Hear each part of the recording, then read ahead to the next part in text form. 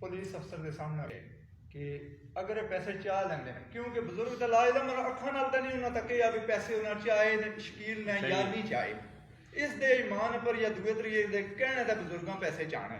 बिल्कुल मगर ये ग्रां दे सतपोश बंदे ने ग्रां दे एक फर्द ने बाइज्जत जिंदगी गुजारते रहे पैसे चाह रहे तो सारी जिंदगी के मुजरम बन गए उस आखा जी तुसी इस तरह करो तुसी पहला वाम नूं अपनी तसल्ली देकर मुतमिन करो पैसे चाहते हैं तो इन्हों का कानूनी जोड़ा राइट है वो चाह लैणगे बाकी तुसी बंदियां दे सामने अपनी तसल्ली दो कि असी ना ठीक वो अगर तुहानू मुतमिन करना चाहते हैं अपनी तसल्ली तुहानू देण भी असी चोर ना करान ते पैसे रखने चाहते हैं तो चाह जान बस ए दो गल्लां ने मजीद इसके बाद मैं तकरीर करके बंदियां नू मुतमिन करो कि असी मुजरम ना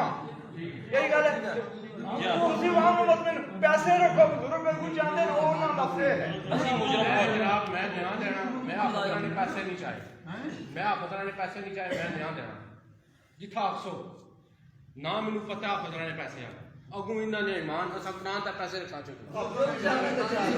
आफत नहीं चुकल ले चुकड़ आफत नहीं ले ठीक सन दुनिया नहीं चुकल खाना बाहर ले गया दुनिया नहीं चुक सकता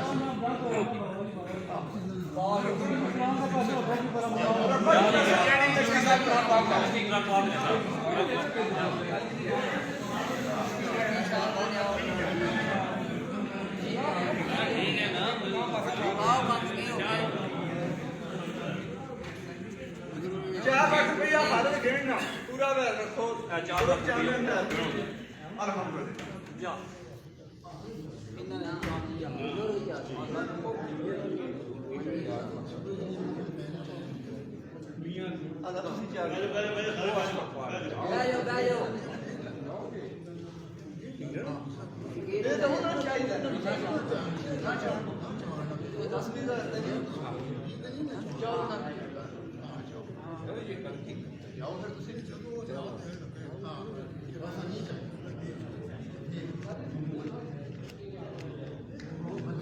जे मियां ना मैंने तकिया हुआ ना अंदर जाने मियां ने आखो जी मैं तकिया इसकी जाने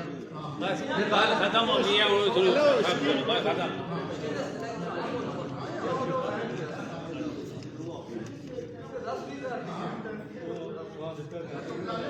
तकलीफ क्या तक करांदा असला कर मैं दे यहाँ देसी एक मिनट ना ना वो नहीं देसी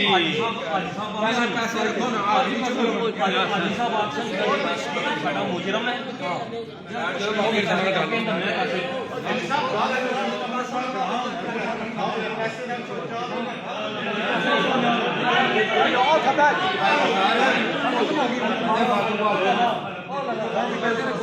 सारे बाकी सब लोग पीछे हो जाओ एक मिनट मस्जिद है जी मस्जिद का तकद्दुस रखो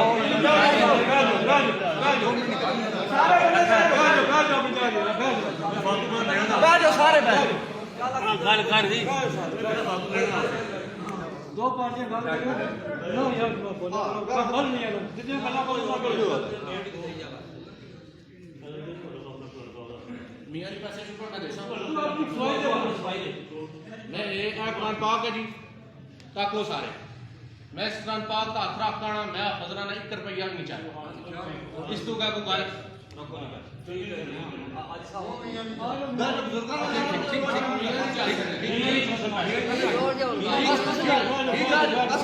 ठीक हो गया ਤੁਸੀਂ ਰੱਖੋ ਜੀ कुरान पाक का पैसे रखो ਹੱਕ ਤਾਂ ਵਾ ਮਾਰੀ ਹੱਕ ਤਾਂ ਵਾ ਝੂਠਾ ਵਾਦਾ ਮੈਂ ਬਿਲਕੁਲ ਬਜ਼ੁਰਗਾਂ ਦੇ ਥਾਣੇ ਲਿਆਵਾਂ ਜੀ ਸਵਾਲ ਜੀ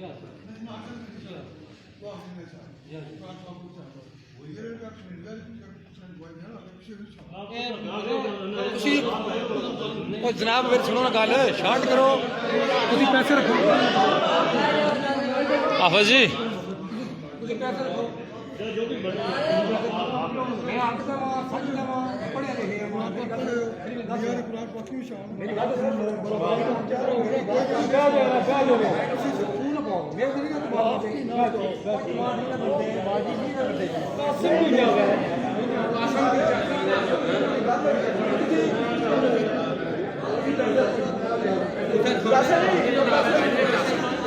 पैसे गल हुई है ना आज बैठ जाओ गल मुकाइए मेरा मैं मेरी बच्ची नहीं भरा था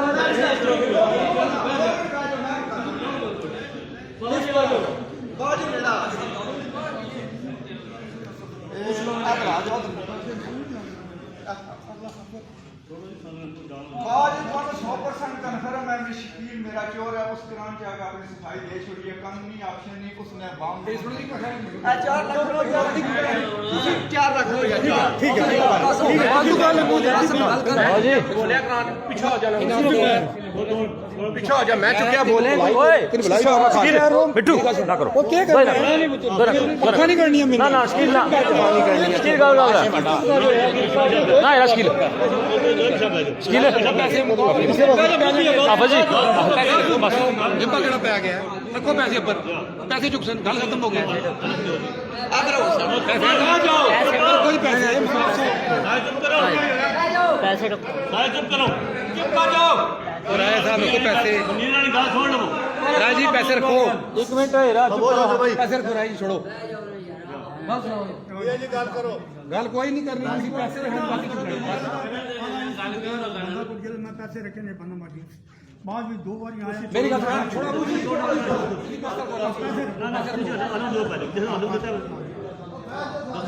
साढ़े 4 लाख रुपया चोरी होया चुप करो ना पैसे गए ये मेरा हक है चाहे मैं चाहे शकील है ना ला चुप करो कोई बुला ठीक है सर जी अलो तुम ये देना मैं अपने खुदा की हाजिर नाज़िर जान के इस कुरान का अलफ देना वा कि साढ़े पैसे चोरी हुए असी चाल लगे ये नहीं ना ठीक है साड़ी चोरी है वही चाहन शकील साढ़े पैसे चोरी है वही चाहन शकील चाहिए चोरी हुए पैसे साढ़े हके सच्चे असी चोरी हुए मैं अलफ देना अल्लाह ताला के हाजिर नाज़िर कि इस कुरान का आसरा के हाजिर देना कि पैसे साढ़े चोरी हुए मैं चुकड़ लगा नाम देना है वह शकील ने चुके ना शकील ने पैसे चोरी किए मैं